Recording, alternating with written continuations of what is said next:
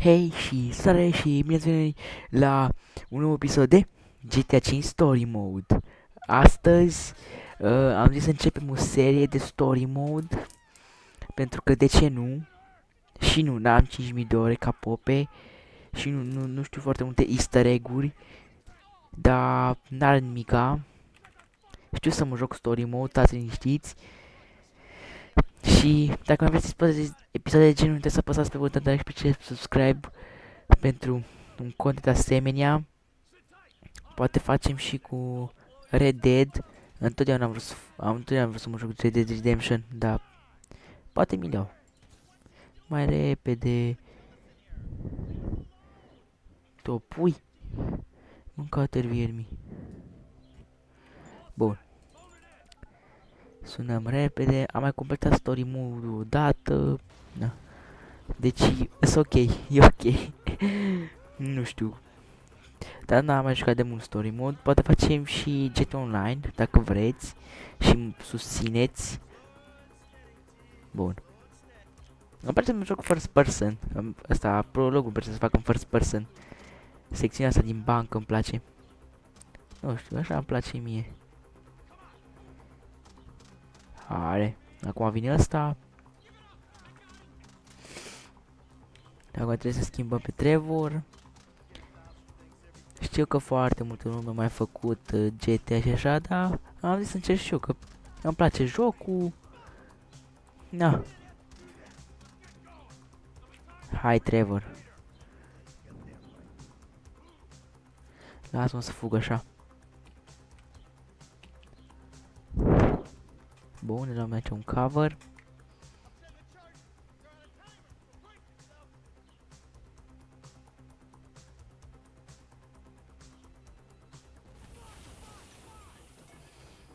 Bun.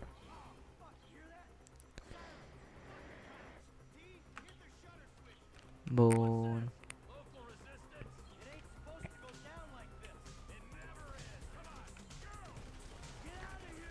Le dăm.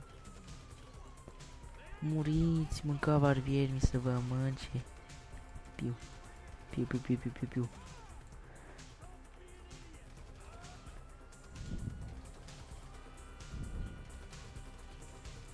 Mort.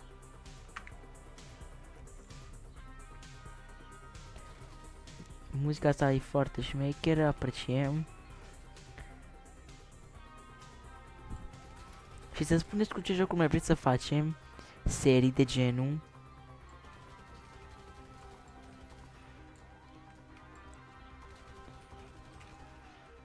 O să vă ascult opiniile și mai facem și cu alte jocuri dacă vreți. Nu știu cât o să jucăm din acest episod. O să jucăm ceva, dar nu știu cât de mult, sincer. Acest episod s-ar putea să fie mai scurt. Că da, vreau să fie așa mai entertaining, cum s-ar spune. Da, headshot.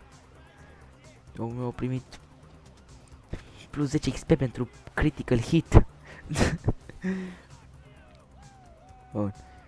Știu un easter egg aici 100%. Deci easter egg-ul cu oul de extraterestru, care e la podul ăla. Uite, fix acolo jos, acolo așa, easter egg-ul cu oul de extraterestru.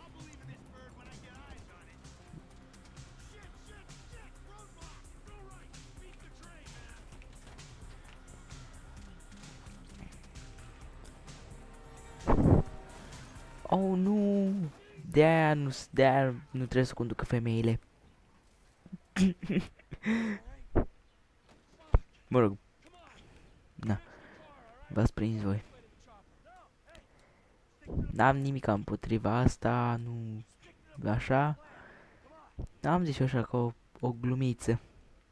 Să mai râdem și noi pe aici. Bun. Trevor are o țără de borș. Îi curge borșul, bă. Salvează-l. Critical hit. Hai, mai dăm mult cutscene.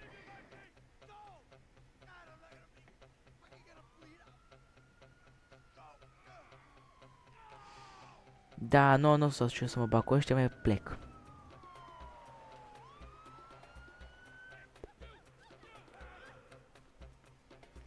E fain GTA-ul, na. Abia aștept să vină GTA 6. Chiar abia aștept și, na. Abia aștept să văd cum o să fie graficile și asta. Am văzut că au pus și trailerul 2, da. Trebuia să vină anul ăsta. Bine spus, trebuia. Anul viitor o să spună că vine în 2027, după tot așa. Da, aia. Sperăm că vine anul viitor. Așa am sperat și anul trecut că o să vină anul ăsta. Nu prea au venit, dar na.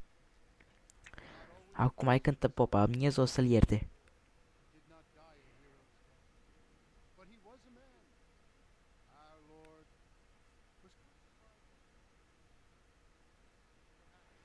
Da, pe Davy.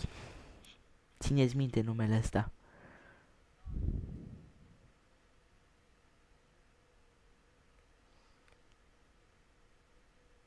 Rockstar North Production.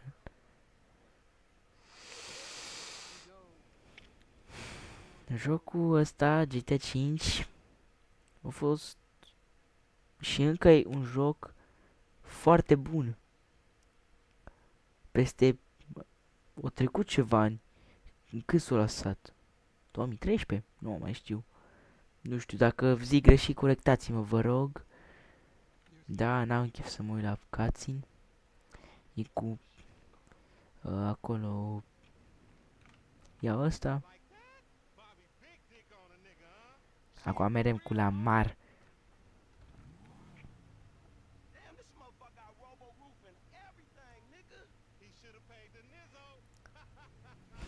Îmi place. Îs rasiști. Mă rog, cam așa sunt toți.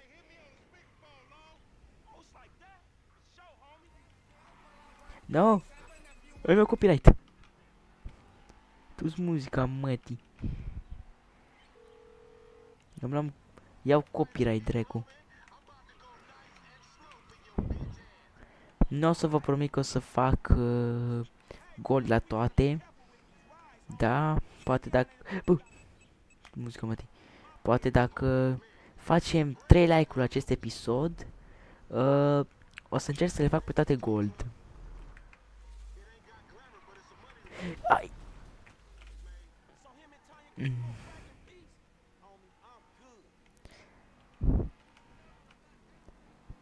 Efectiv, la mari foarte scriptat. Cel mai scriptat lucru. Vă jur. Life Invader. Ok, ce o să fie? Câte știu. E o misiune. Nu s-a întâmplat nimica. Cred că nu iau gold, că am dat în ăla. Alex, știu că nu trebuie să dau un ăștia. Tăte. L-o luat sus.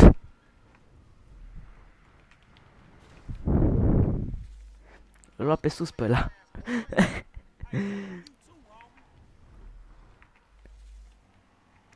Da, prea știu foarte multe scurtători, da. Pe acolo. Da, după aia facem aici. Understanding.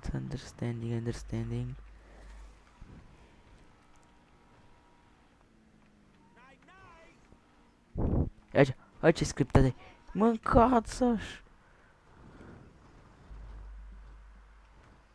Dar mai ești mult scriptat, mâncat iar vieri.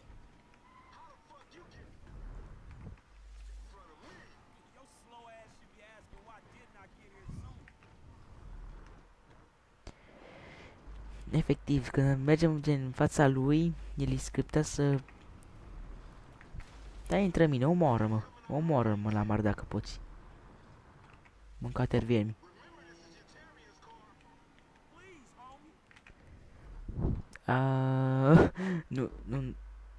Nu știu. Stai că nu mai știu. A, da, ok. A, e bine, e bine, e bine. Nu mai știam pe unde eram, o țără confuz, dar na.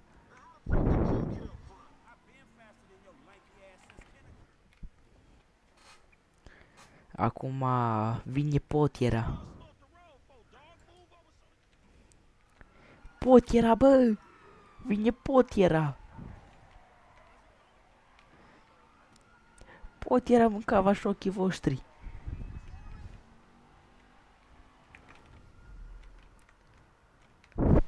Nu, m-a văzut potiera. Bă, potieră! Această mașină nu se controlează foarte bine și nu-mi place acest lucru.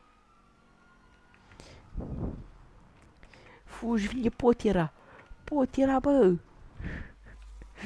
Poate mă întrebați ce vorbesc așa mai încet, pentru că sora mea doarme și na. Dacă o trezesc, am belii pula.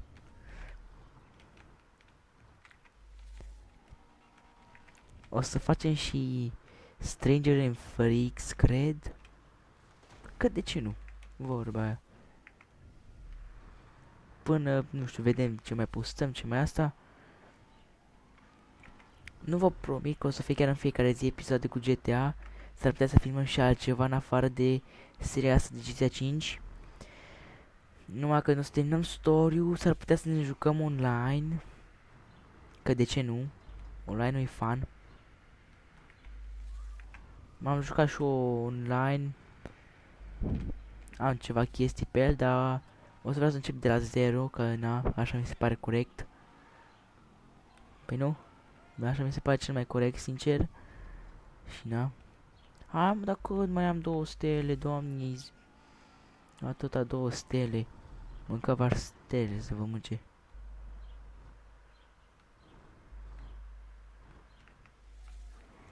În sfârșit.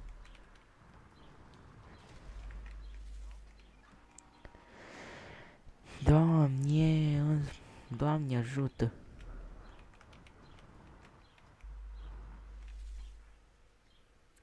Premium Deluxe. Da, nu mă interesează.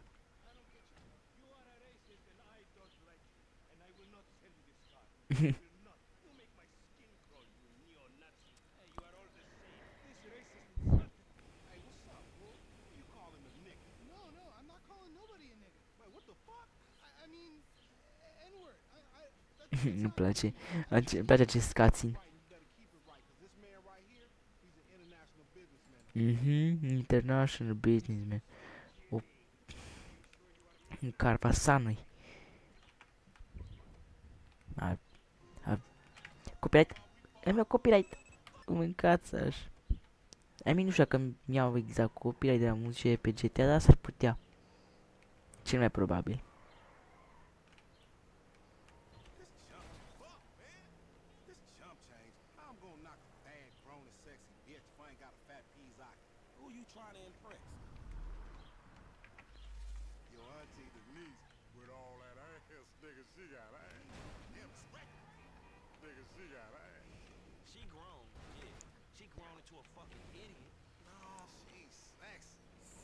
Sexy, coi.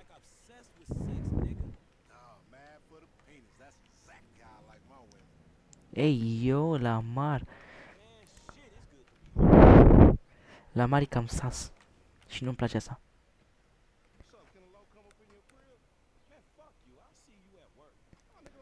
Îmi place asta.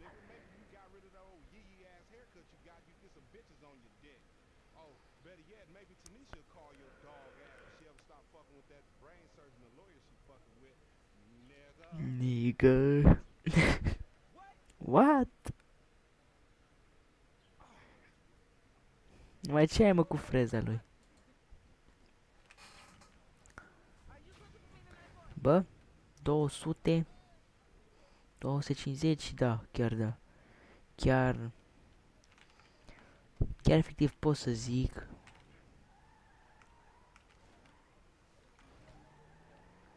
Bun.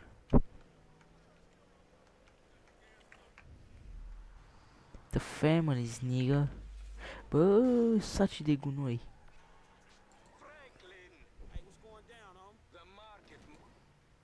Bun, acum merem la...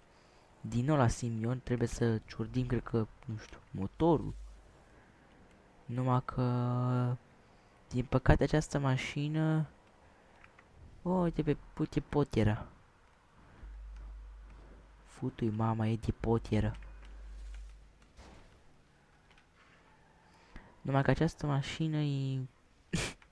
într-o stare pe care nu o pot explica. E bun.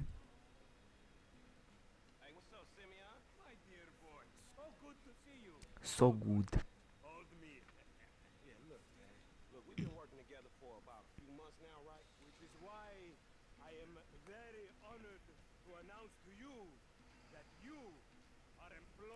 Mamă, employee of the month.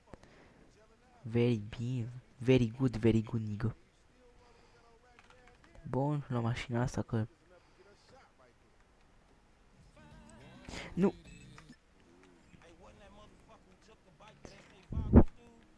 Mamă... Vagoși erau și în GTA San Andreas.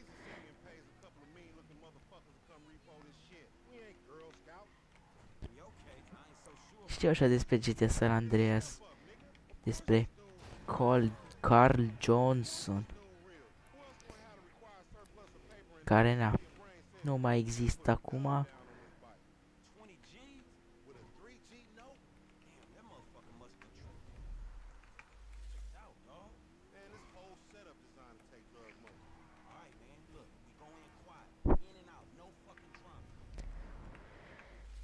Haide. O luăm pe aici. Bam.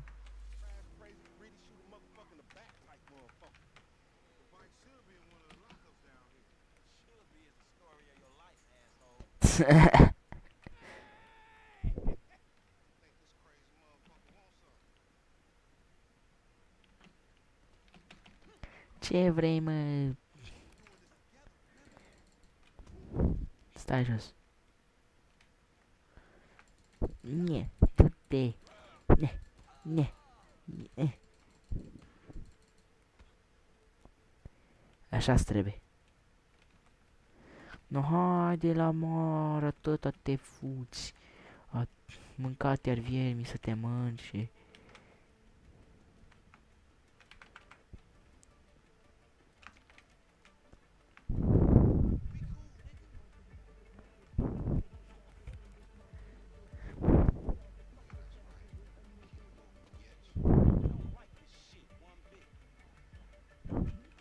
Haide, negrule.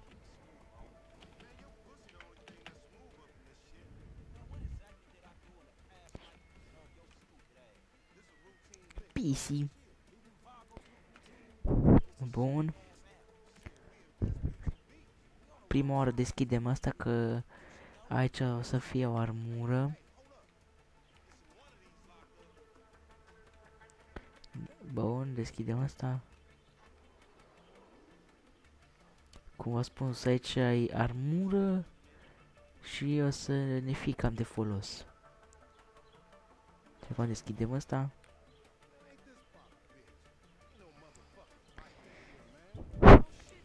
No shit, nigga. Hola, ese. Wow.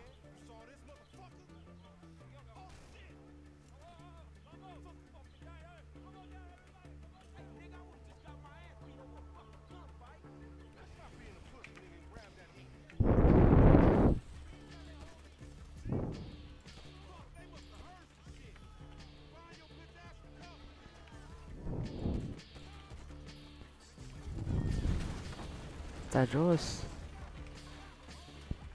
Ceva arme. N-aveți.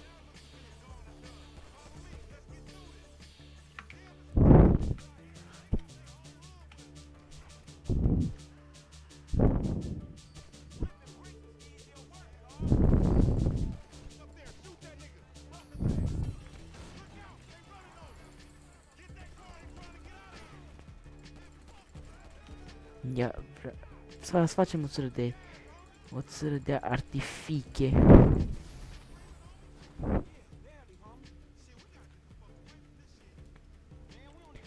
Și... Bun.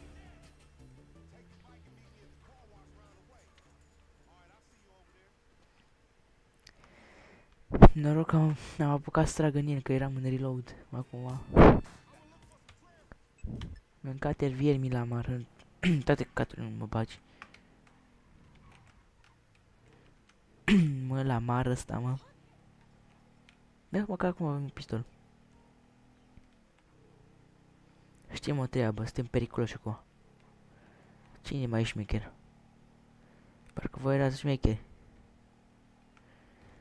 Cine era șmecher? Hai, să-mi zic acum. Bam. Gata, căcați pe voi erați.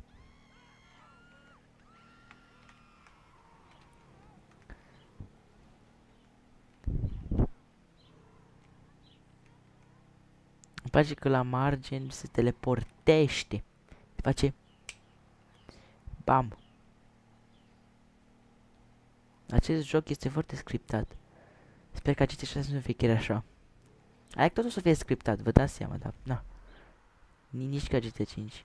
Gen, la marca ar vine cu 200 km dacă mergi cu 1 metru în fața lui. Intră în tine, te aruncă cealaltă parte a măpii. Mapei.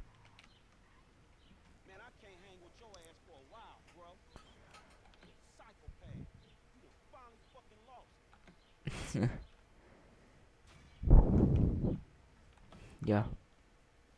Headshot. Am avut... am ratat câteva hituri.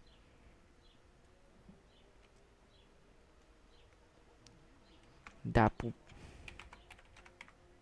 așa era? Sau? Așa.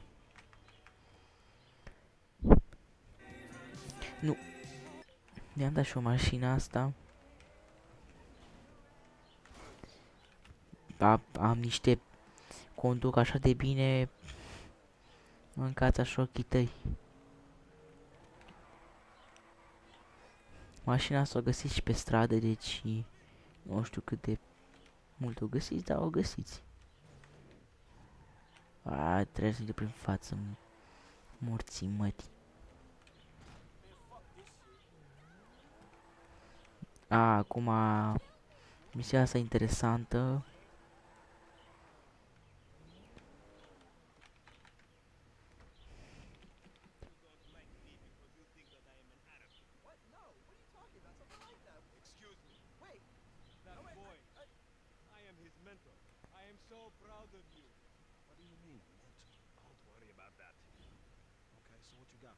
James DeSanta. Some kid who is already late on his payments, and I have this bad feeling that he will do more damage to the car than we can get back from him in the exorbitant interest rate payments. Just go and...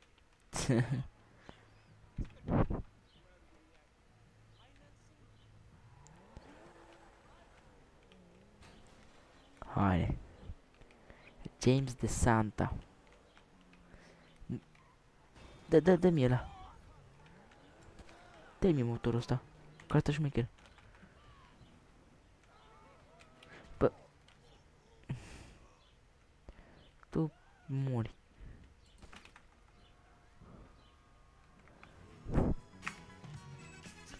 Of. De nu mi-ai eu acum am copiat. Lusto Cops.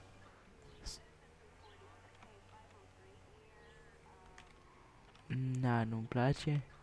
Hai că cred că l-am la fel. Ești bine că poliția nu mă știe, dar dacă mă vede, mă știe că gen pe motor și pe motor... Ioi.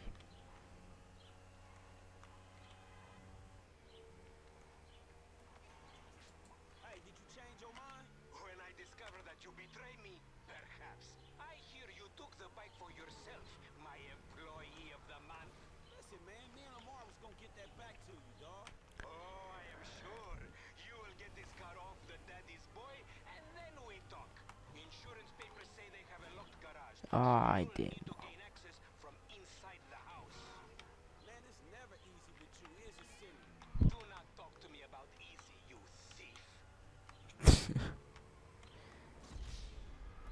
Ce? Haide, mă, mâncați Saj.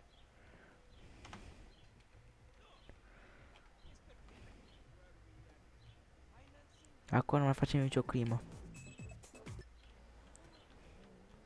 Acum dacă vedem o scenă ce ne place, intrăm în ea și o furăm. Nu îmi place acel motor. Îmi plac motoarele pe GTA. Ha?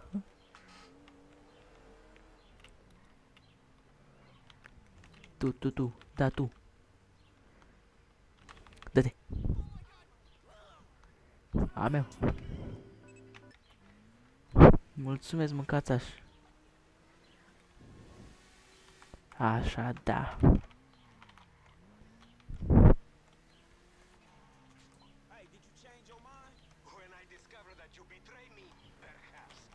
Perhaps. Ia aici. Ce Willy fain dă acest motor.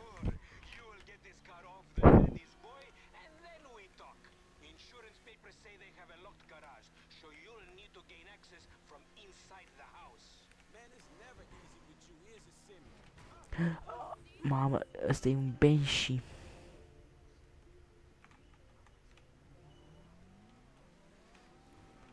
Are Banshee GT.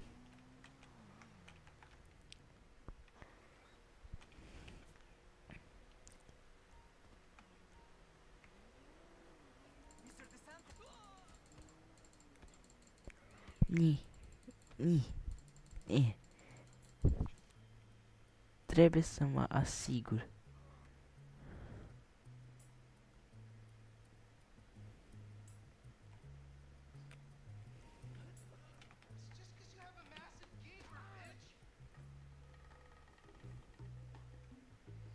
Ce-mi place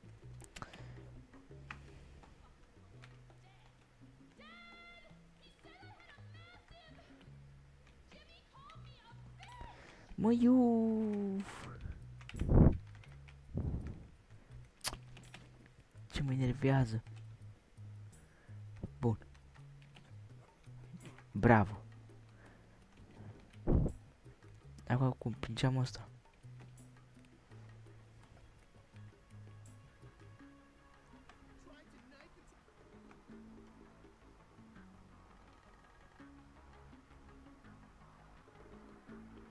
Repede.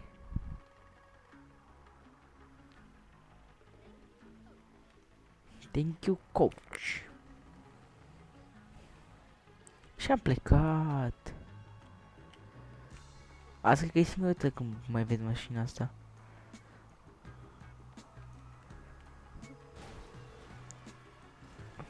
I mean, e ceva.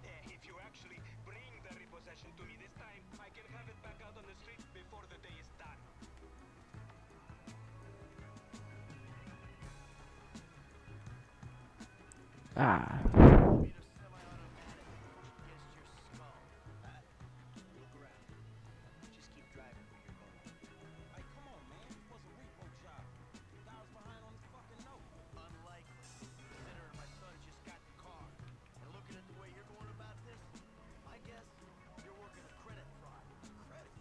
Credit fraud.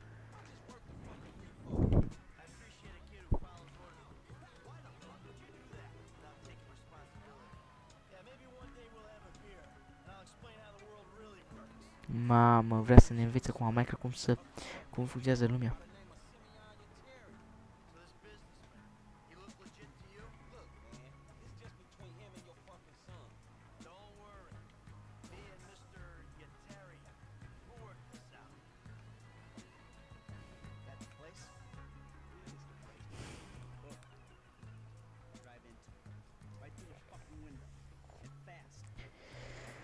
Bun.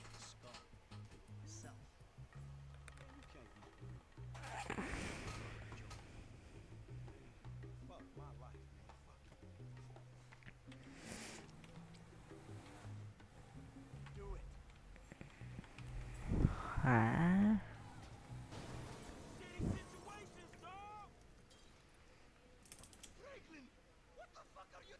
What the fuck are you doing?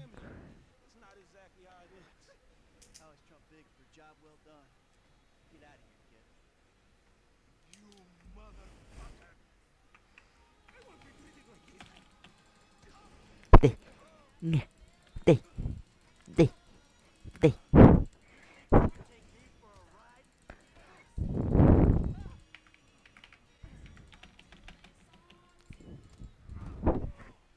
recognize this car?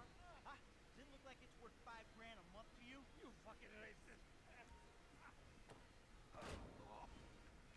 I'll tell you something. This thing's gonna need some serious body work for it's worth $5 grand a month.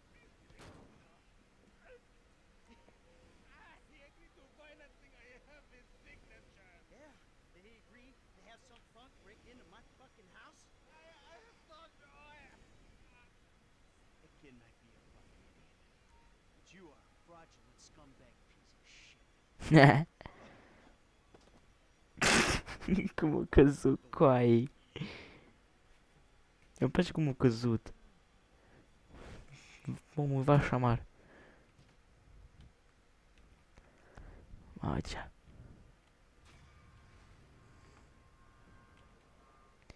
Foarte frumos. Îmi place să fim. Dar cât timp trebuia? În fine. Uite, deci avem un pistol și gata. Dar bine băieți, atât și cu acest episod, dacă v-a plăcut, nu să apăsați pe butonul like și pe subscribe. Eu am fost Casi și ne vedem data viitoare. Pa, pa!